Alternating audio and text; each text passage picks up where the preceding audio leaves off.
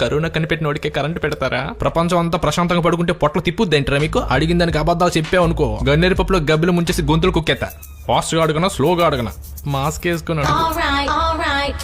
Corona కారణం ఎవరు? గబ్బిలం. చింగ్ pong.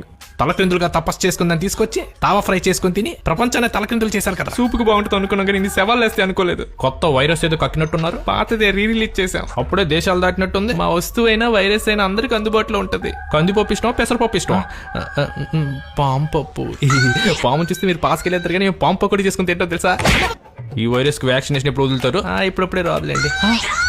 ఓ వారంలో వదులుతాం. ఓ మంత్లో మీ ముందు ఉంటుంది. 6 నెలలు అవైలబుల్ గా ఉంటుంది. చెప్తా ఆల్రెడీ అందుబాటులోనే ఉంది. జనంలో బాగా భయం పెరిగాక బయటకు వదిలి బిజినెస్ చేసుకుందామని.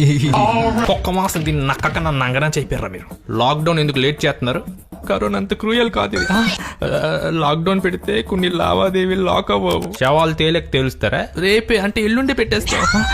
అమ్మ మిషన్ కప్ప కాఫీ ఇచ్చేస్తుంది. జాగ్రత్త. ఇండియాకు అమెరికాకు అంటిన తర్వాత మేము అందరం అలర్ట్ అవుతాం. నాకేమైనా తీసుకొచ్చావా? ఏం తేలేదు. తెచ్చాను. ఏం తెచ్చావు? బల్లి బిర్యానీ. మీరు మారరా?